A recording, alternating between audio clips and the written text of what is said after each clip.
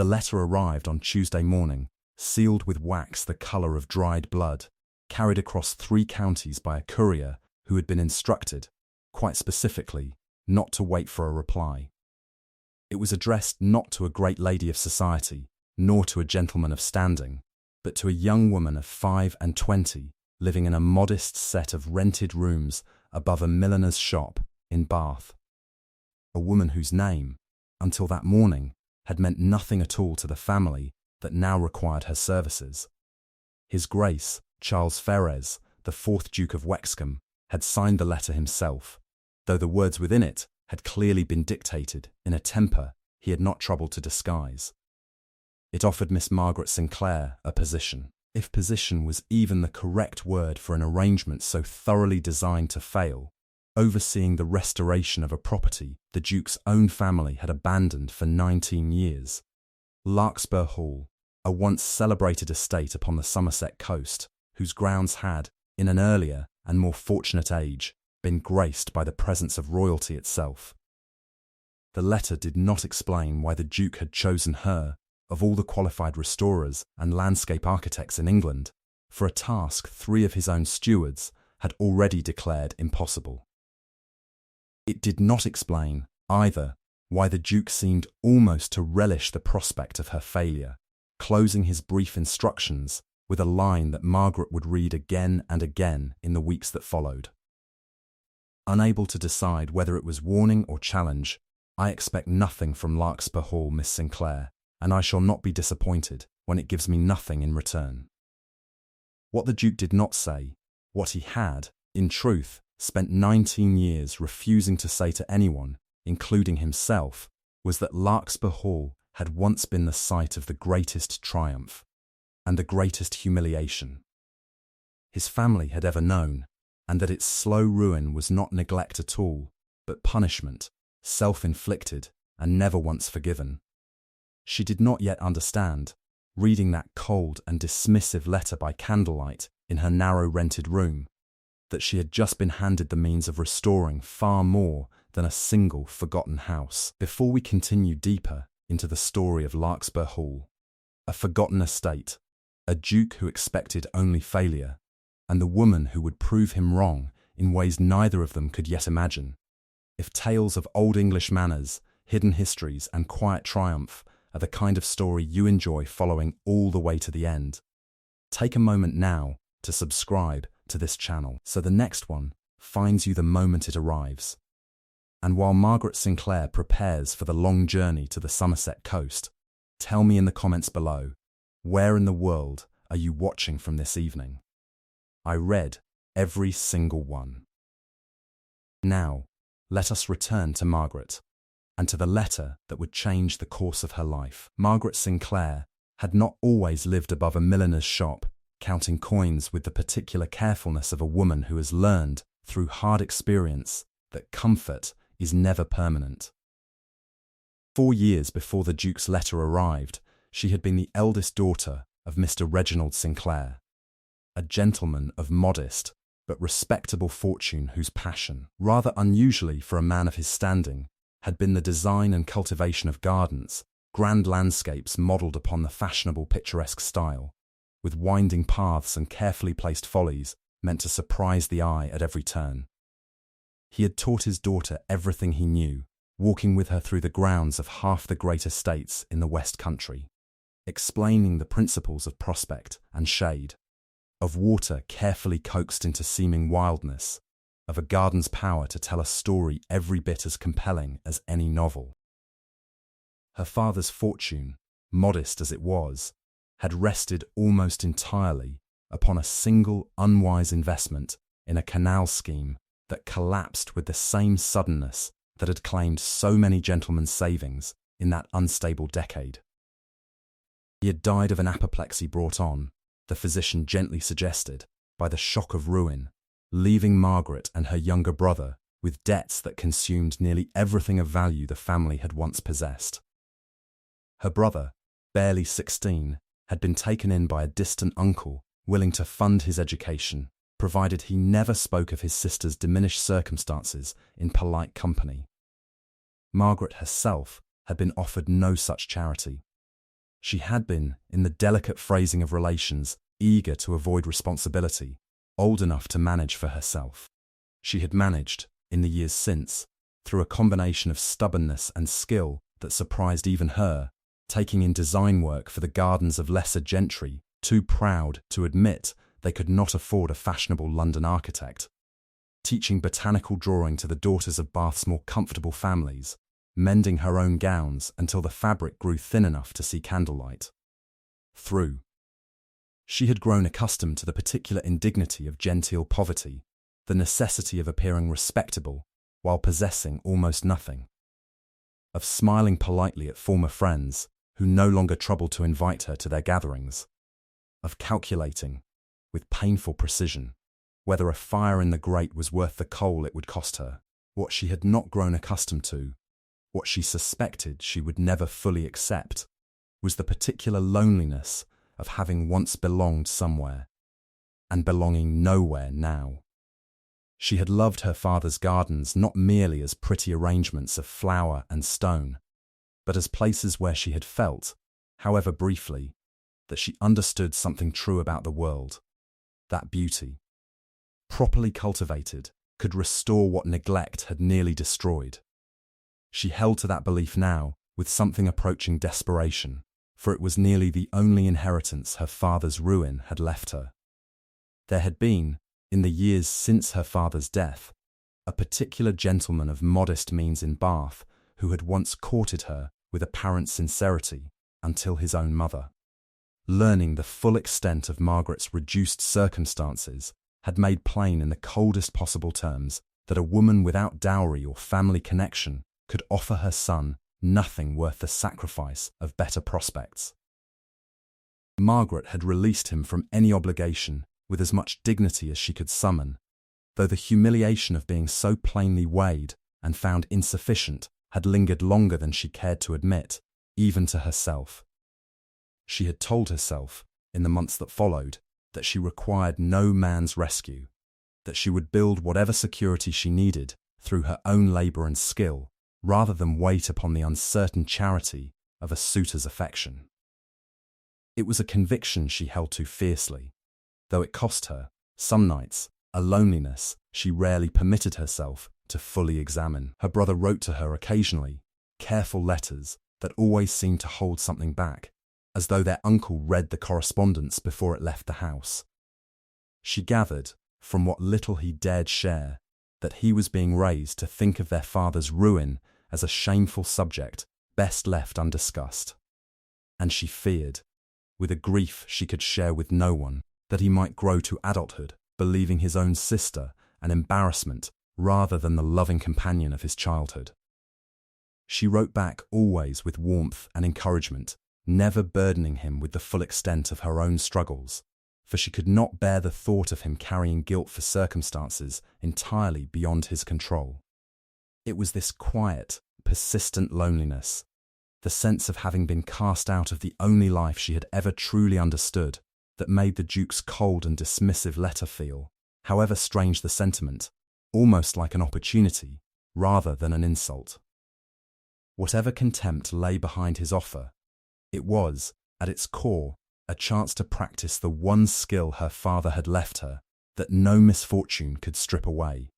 the patient, careful art of coaxing beauty back into a place the world had given up on entirely.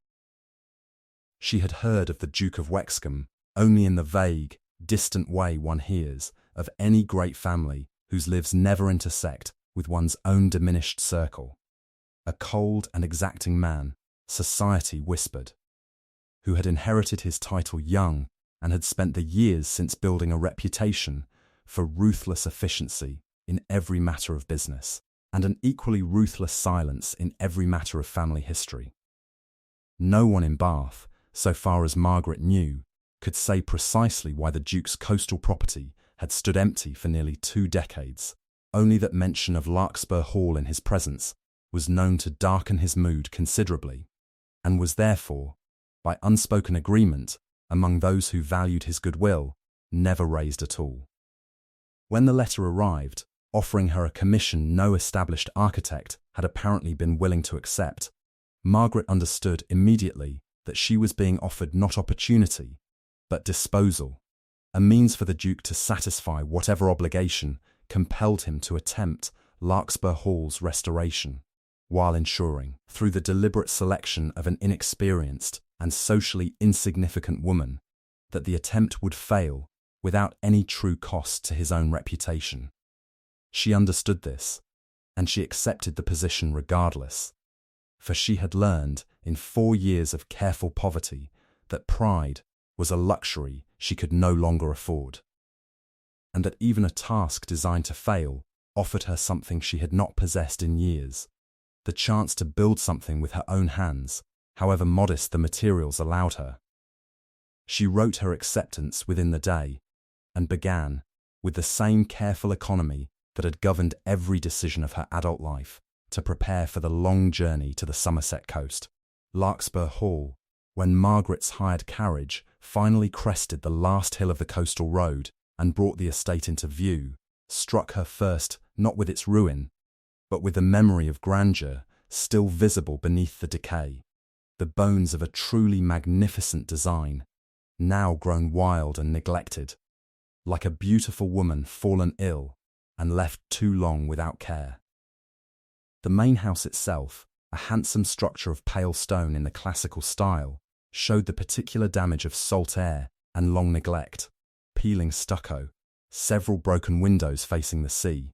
a roofline missing tiles enough to concern any prudent surveyor.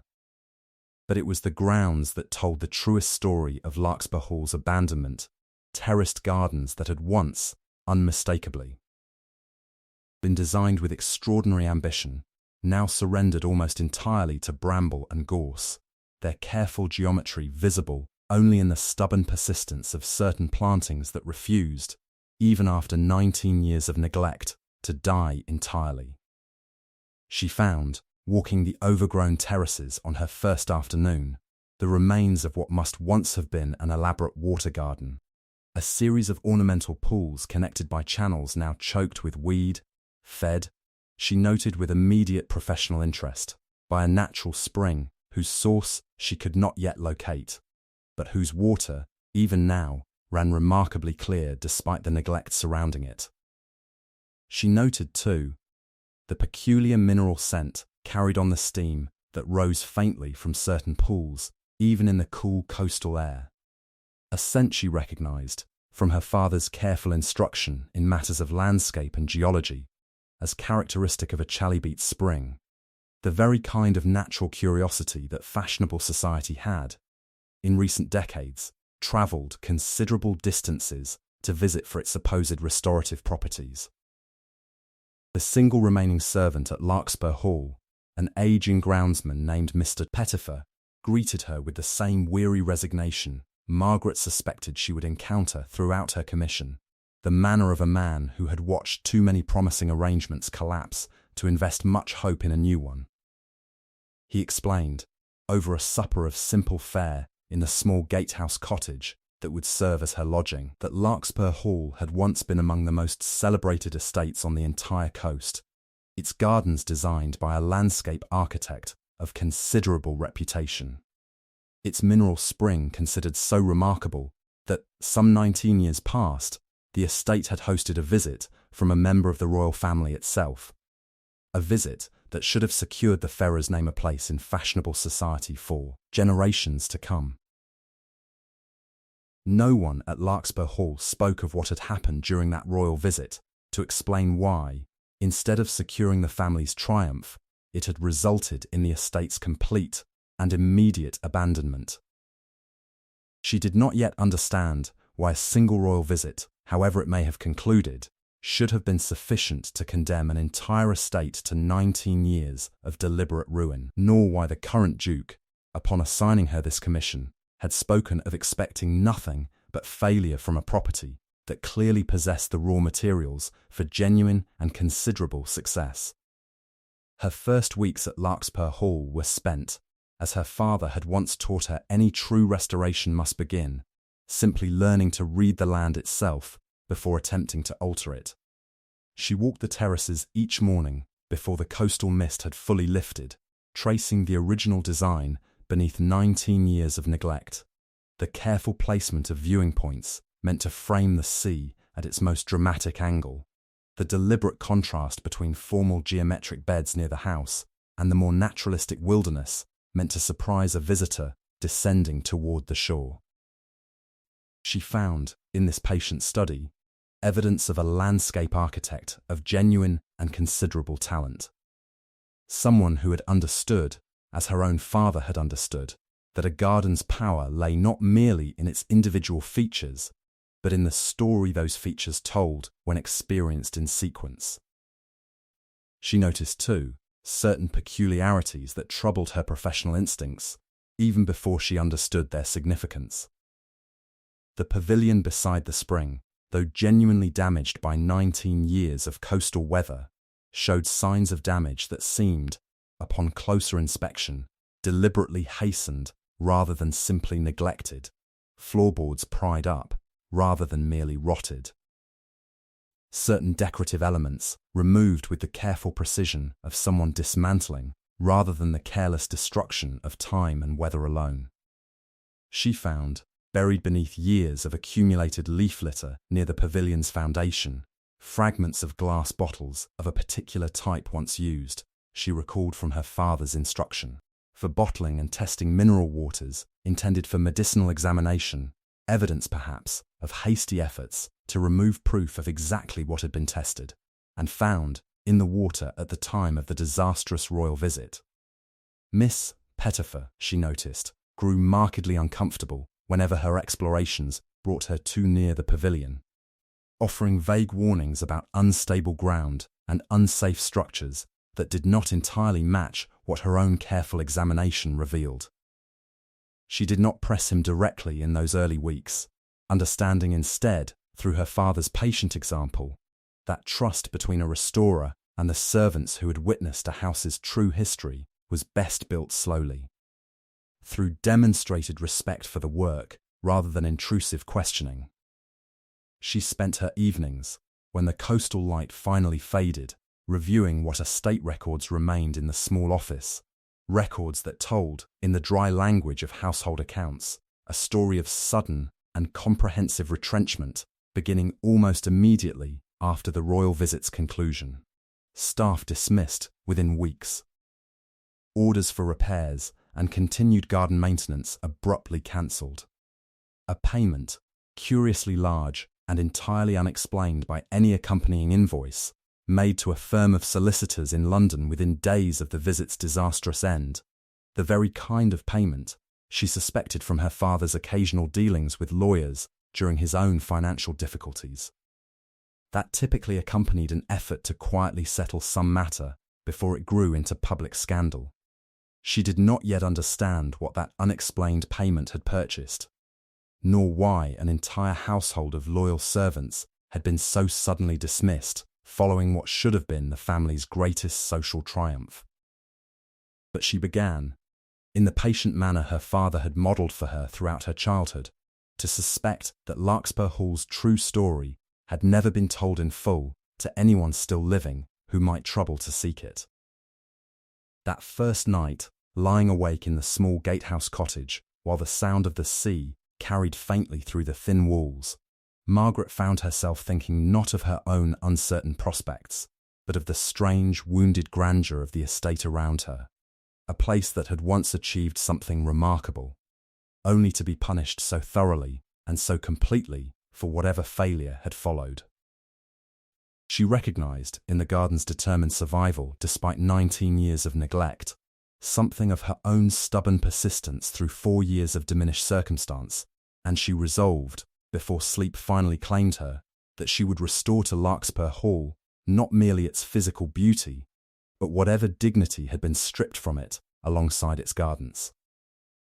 What remained hidden beneath that overgrown terrace was far more dangerous than simple neglect.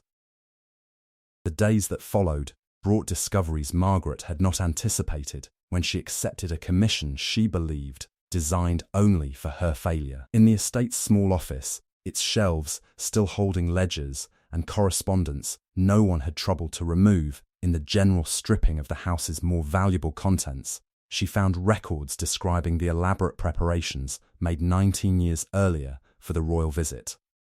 Extraordinary sums spent on refurbishment, on entertainment, on the construction of an ornamental pavilion beside the mineral spring, specifically designed to showcase the water's celebrated restorative properties to their most distinguished guest. She found, too, correspondence from that same period between the old Duke, the current Duke's own father, and his younger brother, Lord Aldrich Ferrers,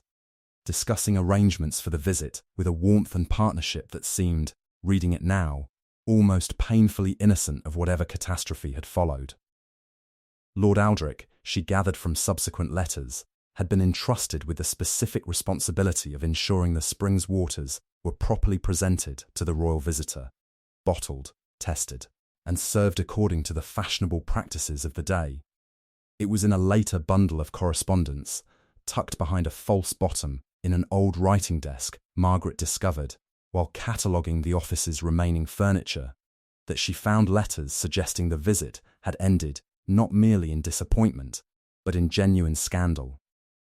Vague references to the royal visitor falling seriously ill during the stay, to physicians summoned in haste, to whispered accusations of contaminated water that the family had apparently spent considerable effort and expense to suppress from wider public knowledge.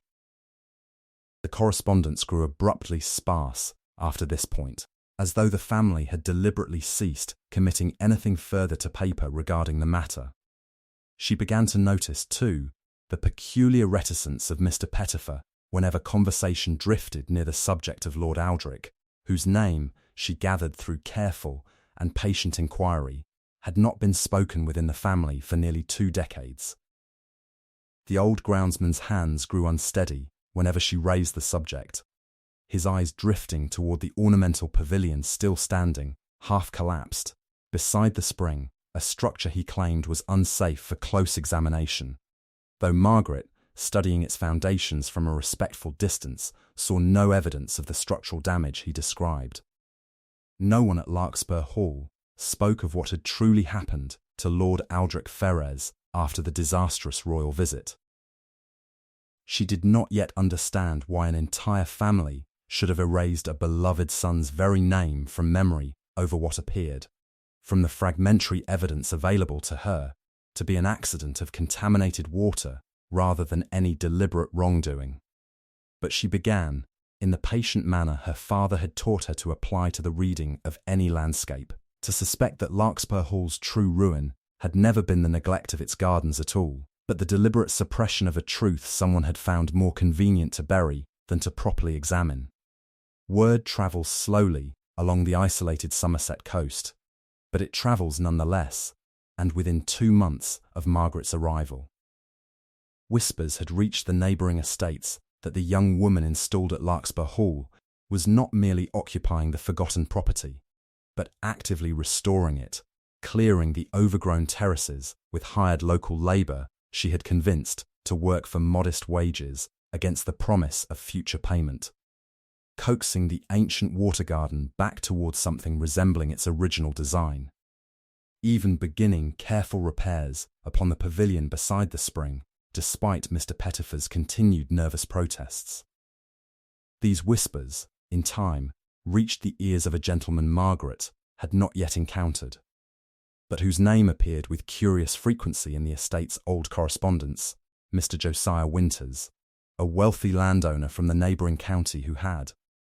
according to Pettifer's reluctant recollection, made repeated attempts over the years to purchase Larkspur Hall's coastal acreage from the Duke, ostensibly to expand his own considerable holdings, though his interest had always struck the old groundsman as disproportionate to the land's apparent, neglected value. Winters called upon Margaret unannounced one grey afternoon, his manner overly familiar in the particular way of men accustomed to purchasing whatever cooperation charm alone failed to secure. He expressed, with what he clearly believed to be persuasive concern, worry that a young woman alone might find the isolated coastal property too taxing a burden, and offered, generously, he implied, to relieve her of the difficulty entirely by purchasing whatever portion of the estate the Duke might be persuaded to sell. Margaret declined his offer with the same composed civility she had learned to extend to every condescending gentleman who had underestimated her since her father's ruin, and noted, with careful attention, the particular sharpness that flickered behind Winters's polite smile when she mentioned, in passing, that she had begun examining the old estate ledgers concerning the mineral spring's original testing and certification. He did not yet know how much she had already found. But his sudden, urgent interest in a property he claimed only practical concern for told her, plainly, that Larkspur Hall's ruin, and whatever scandal had caused it, involved considerably more than a simple accident of contaminated water 19 years past. After Winter's departure, Margaret sat a long while beside the restored channel of the spring, watching the clear water move steadily over stones she had spent weeks clearing of accumulated silt, and turned over in her mind the particular unease his visit had left with her. She thought of her father's careful lessons regarding land and its true worth, how a gentleman's sudden, disproportionate interest in a neglected property nearly always signalled some value he alone perceived, whether mineral, strategic, or otherwise, that the property's current owner had either forgotten or never fully understood. Winter's interest in Larkspur Hall's coastal acreage, she now suspected, had never been mere expansion of his existing holdings, but something considerably more calculated. She wrote, in the days following his visit, to the offices of a mining surveyor she had once assisted her father in consulting, describing the general character of the coastal land surrounding Larkspur Hall and inquiring, under the modest pretext of assessing the estate's full value for restoration purposes, whether such terrain might hold any mineral deposits of particular commercial interest. Beyond the spring's medicinal water alone. The surveyor's reply, arriving some weeks later, confirmed her growing suspicion that the specific geological formation underlying the entire stretch of coastline, including the neighbouring acreage Winters had already quietly acquired decades earlier, showed strong indication of valuable clay deposits suited to the increasingly profitable pottery trade. A fact that would have been of little practical value without controlling the full stretch of coastline, including the very acreage the current Duke still held at Larkspur Hall. Margaret began to understand, piecing together the surveyor's careful technical language alongside the old estate ledgers and Lord Aldrich's unfinished letter. A motive considerably more concrete than mere spite or ambition. The elder Winters, she now suspected, had recognised the true commercial value of the coastline decades before anyone else had troubled to investigate it, and had seen, in the family's approaching royal triumph, an intolerable obstacle to his patient, decades-long scheme of acquiring the full stretch of valuable land piece by piece, estate by estate, while the true owners remained too distracted by fashionable ambition to notice what lay beneath their own neglected soil. It was this discovery that led her, with renewed urgency, back to Mr. Pettifer, whom she finally approached directly one quiet evening, laying before him the fragments of evidence she had gathered, and asking, gently but without evasion, whether he might finally share what he had spent 19 years so carefully guarding. The old groundsman wept, she would later recall, before he spoke a single word, the particular grief of a loyal servant who had carried a painful secret alone for far too long, relieved beyond measure, to finally set its weight down before someone he had come, in those months, to trust completely. He told her, in halting fragments interrupted by his own overwhelming emotion, of Lord Aldrich's final weeks at Larkspur Hall, his growing suspicion that the contamination had been deliberate, his desperate attempts to convince his own brother, the old Duke, that a grave injustice was being quietly buried rather than properly investigated, and his sudden, unexplained departure in the dead of night, accompanied by men Pettifer had never seen before or since,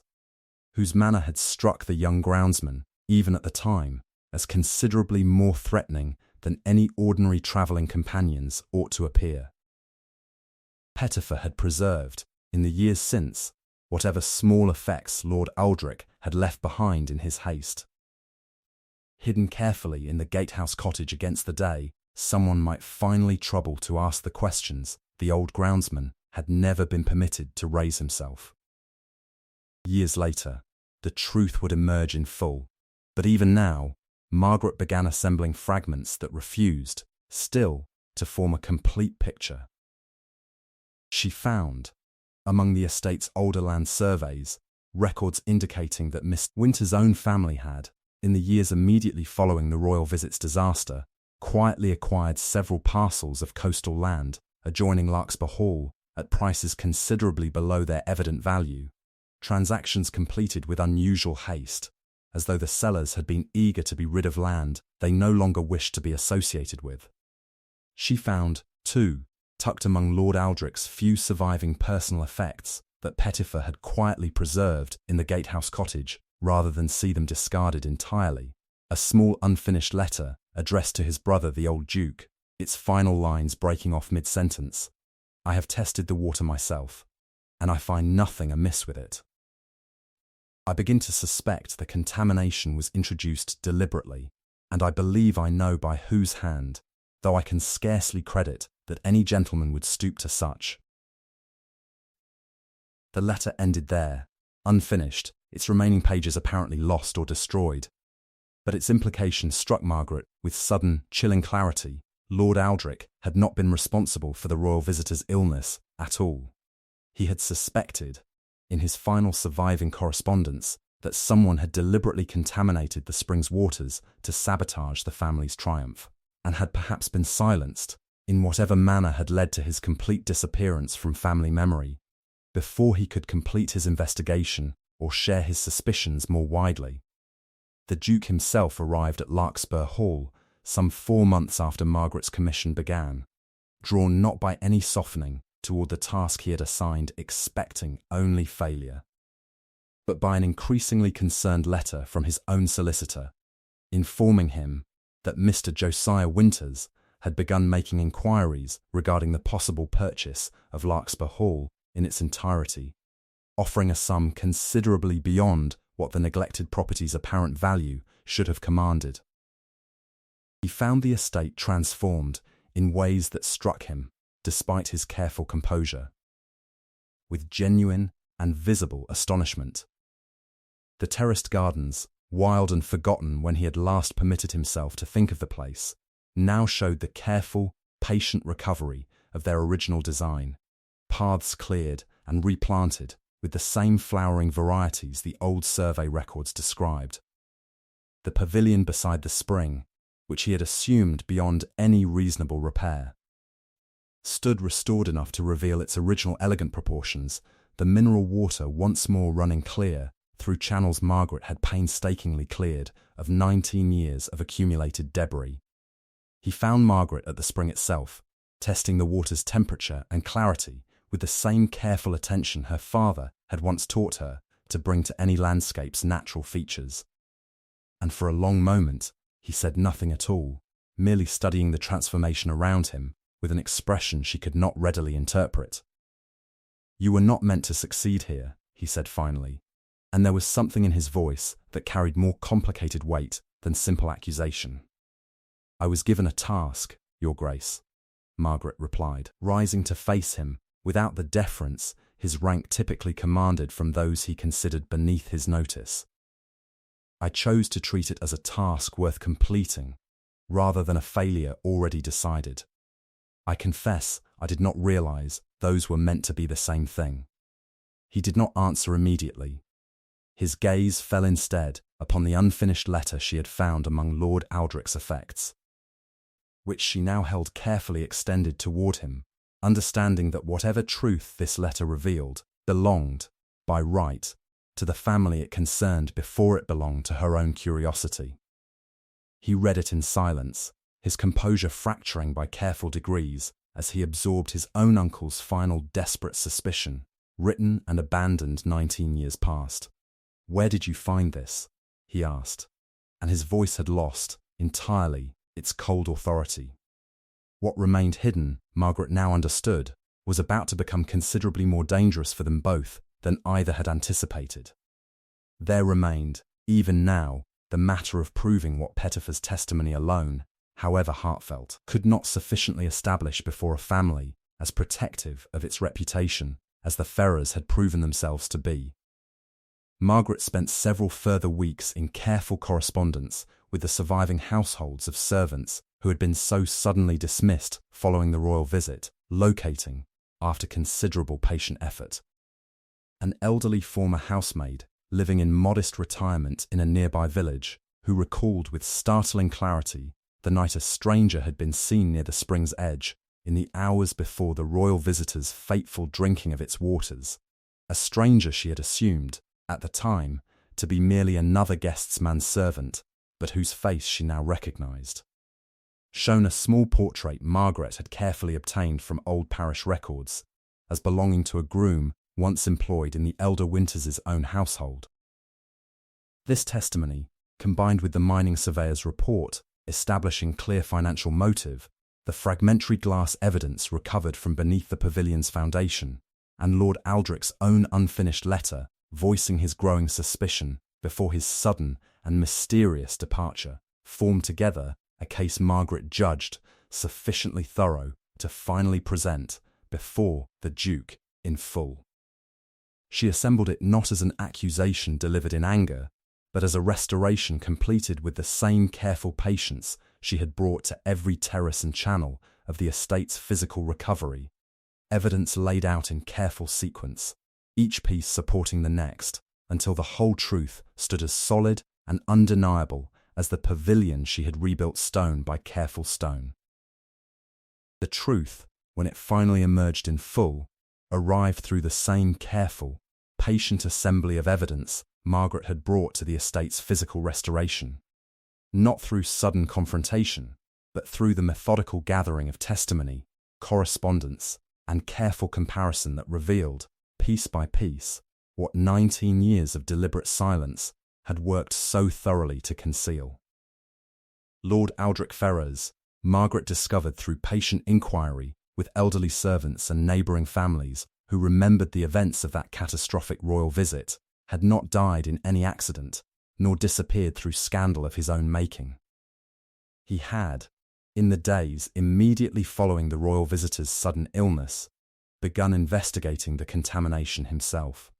suspecting correctly that the spring's naturally pure waters could not have caused such severe symptoms without deliberate interference. His inquiries had led him toward Mr. Josiah Winters's own father, whose desperate ambition to acquire Larkspur Hall's valuable coastal acreage had found, in the family's impending triumph, an intolerable obstacle to his own long-standing designs upon the property. The elder Winters, Margaret's careful reconstruction of events suggested, had arranged for a servant already in his pay to introduce a contaminating substance into the spring's waters shortly before the royal visitor's fateful drinking of it, calculating correctly that the resulting scandal would so thoroughly damage the Ferrars family's reputation that they would eventually abandon the coastal property entirely rather than risk further royal displeasure by attempting its continued use. When Lord Aldrich began investigating the true cause of the contamination, threatening to expose a scheme that would have ruined the Winters family's own reputation entirely, he had been quietly persuaded, through means Margaret could not fully determine. Though she suspected considerable financial pressure, combined with the old Duke's own desperate desire to avoid further scandal following the family, to leave England entirely, settling under a changed name in a distant colony, rather than risk the complete destruction of both families' standing that a public accusation would have guaranteed. The old Duke, Margaret came to understand through careful reading between the lines of subsequent correspondence, had chosen the appearance of his own brother's disgrace and disappearance over the far greater scandal of accusing a respected neighbouring family of deliberate poisoning against a member of the royal family, a choice that had preserved the Ferrars' name from immediate ruin, but had cost the family, in the process, its own beloved son, and had left the current Duke inheriting his title as a young man with only the vaguest understanding of what had truly transpired, to grow into a cold and guarded ruler of an estate he associated only with unexplained shame he had never been permitted to properly understand. He believed his own uncle guilty of something shameful, Margaret explained gently, once the full truth had been assembled and confirmed through correspondence discovered in Mr. Pettifer's careful keeping. Correspondence the old groundsman had preserved for 19 years in the desperate hope that someone, someday, might finally trouble themselves to seek the truth. He was raised believing Larkspur Hall itself carried some inherited disgrace, when in truth, it was the site of your family's greatest injustice, a good man punished and erased to protect the reputation of the very family who had actually caused the harm. The Duke received this revelation with a grief Margaret had not expected from a man of such careful composure, not merely for an uncle he had never truly known,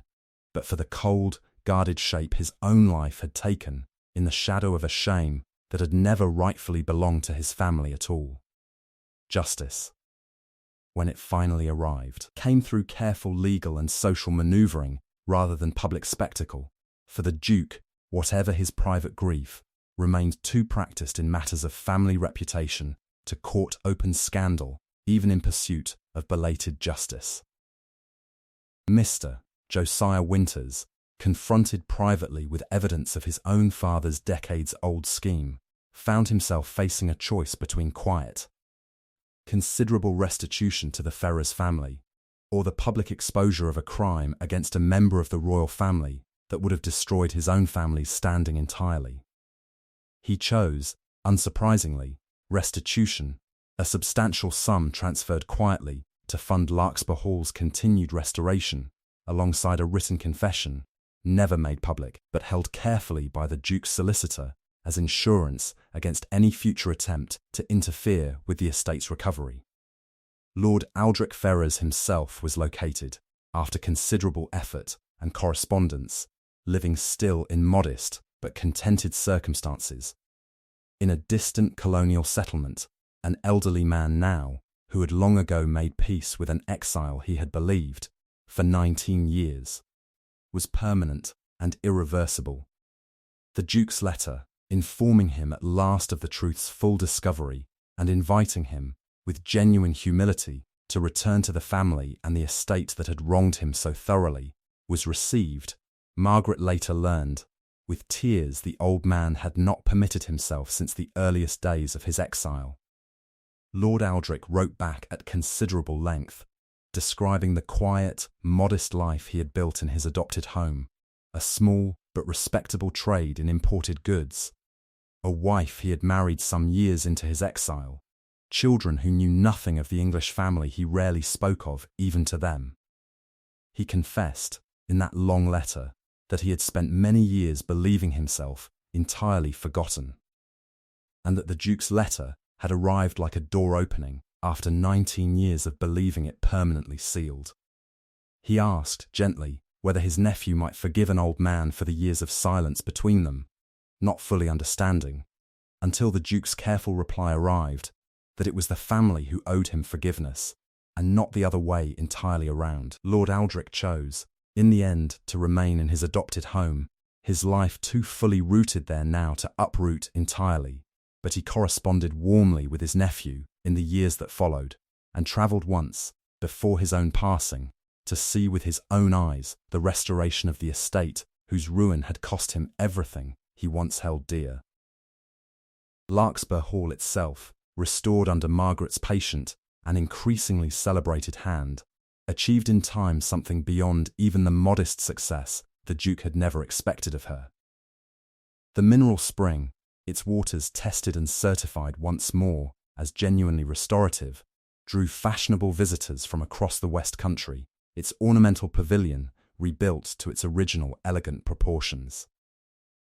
Its terraced gardens blooming with the same careful, ambitious design her father had once taught her to appreciate in the great estates of an earlier age. Word of the estate's remarkable recovery reached, in time, circles considerably more elevated than the local gentry. And it was with genuine and unprecedented honour that Larkspur Hall received some 3 years after Margaret's arrival. A second royal visit, one that concluded, this time, not in scandal and shame, but in genuine admiration for a property restored to a beauty and dignity that exceeded even its celebrated original design. Mr. Pettifer, the old groundsman whose 19 years of quiet loyalty had finally been rewarded with the truth he had so long carried alone, lived out his remaining years in comfortable service to an estate finally worthy of the devotion he had never once wavered in, proudly showing visiting guests the very pavilion he had once claimed too unsafe to approach, now restored to a beauty he had feared he would never live to witness. He wept openly, Margaret recalled fondly in later years, on the day of the second royal visit, watching from a respectful distance as the very family whose reputation he had spent so long protecting finally received the honour his beloved Lord Aldrich's sacrifice had made possible. Margaret's own brother, grown now to a young man of independent means through their uncle's grudging but adequate provision, wrote to her with genuine joy upon learning of her remarkable success,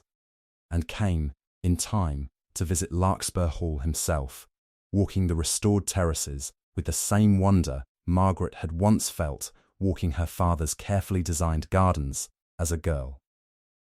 She told him, on that visit, everything she had once been too proud or too cautious to share of her years of quiet struggle, and found, in his unreserved pride and affection, a healing she had not fully realized she still required. The Duke, whose cold expectation of failure had once sent an inexperienced young woman to a forgotten property he believed beyond any hope of recovery,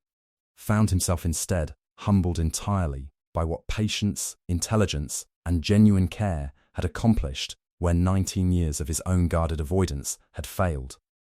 He came to think of Margaret not merely as the architect of his estate's physical restoration, but as the woman who had restored, alongside its gardens, the truth his family had spent 2 decades too afraid to properly seek. He offered her, in time, not merely continued oversight of Larkspur Hall's ongoing success, but a place within the family entirely.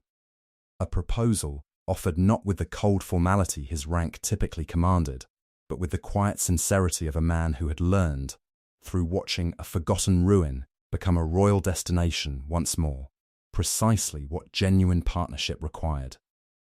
Margaret, who had arrived at Larkspur Hall expecting nothing more than a commission designed for her failure, accepted, understanding at last that the Duke's coldness had never been cruelty, but the careful armour of a man who had spent his whole life protecting a family secret he did not even fully understand himself. Their courtship, such as it was, unfolded slowly and without the fashionable spectacle society might have expected of a duke's second marriage prospects. Long walks along the restored terraces discussing the merits of one planting scheme over another, quiet evenings in the estate's small office reviewing correspondence together as equal partners in the continued stewardship of a property that had, by then, become something far greater than either of them had dared imagine possible. The Duke found, in Margaret's steady patience, a counterweight to his own guarded reserve, and Margaret found, in his gradually thawing warmth, the first genuine security she had known since her father's death, not the security of rescue, which she had long ago resolved never again to depend upon, but the security of true partnership, built upon mutual respect, earned through shared labour rather than granted through mere fortune or rank. Society in Bath, which had once quietly excluded her from its gatherings following her father's ruin, found itself obliged, in the years that followed, to receive her again with considerably more warmth than it had ever previously extended, though Margaret, who had learned hard lessons regarding the fickleness of fashionable regard, never again placed much value in opinions so easily reversed by circumstance alone. She valued instead the genuine friendships she had built through her own labour, with Pettifer, with the local workman who had believed in her vision from the earliest and most difficult days of restoration, with her own brother, whose renewed closeness meant more to her than any drawing room's belated approval. The coastal wind still carries the scent of mineral spring water across the restored terraces of Larkspur Hall some mornings, mingling with the salt air rising from the sea below. But those who visit the estate now speak of it not as the site of old scandal and silence, but as a story preserved in the quiet memory of an old English coastline. Proof, patient and enduring, that even a property given away in cold expectation of failure might yet be transformed, by a steady and intelligent hand, into something worthy of the very grandeur it was once believed to have permanently lost.